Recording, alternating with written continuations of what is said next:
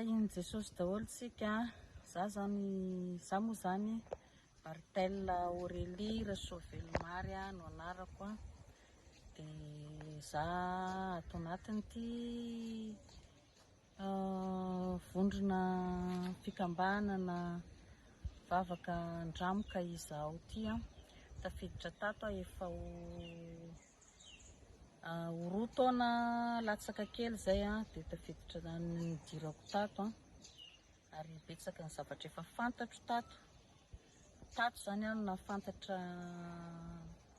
nafantatra tsara n'izany atao hoe mivavaka, nafantatra tsara n'izany atao hoe mamaky baiboly hoe ahoana no ataonao azahoanao ny tenin'Andriamanitra sy haim-panahy tsara indrindra. Ny voalohany nidirako tato de misy fotoana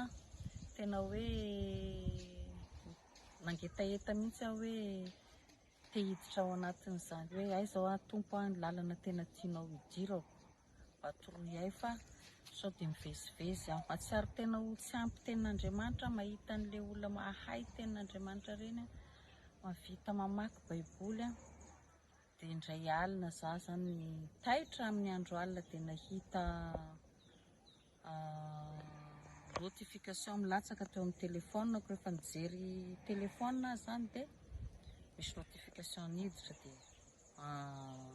tam'izay moa zany nanao live zareo, nanao live ny andramoka izaho de nikitsihako igny de nijereko moa zany de ohatrany vao nanomboka mihitsy tam'izay de tam'izay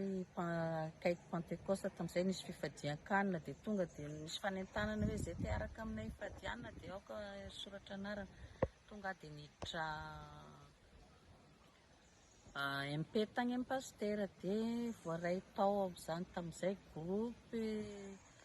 fifadian-kanina Pentecoste 2022 tam'izay de hatram'izao de mbola ato hatram'izao de tsy anenenako mihitsy ny nidirako tato fa nahafantarako bebe kokoa an'Andriamanitra nanakaikazako bebe kokoa an'Andriamanitra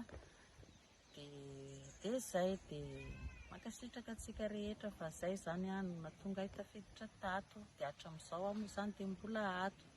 Tsy de hoe kory hoe lavorary no tafiditra ato fa manentana antsika rehetrarehetra koa mba anatona an'Andriamanitra de midira ato anatin'ity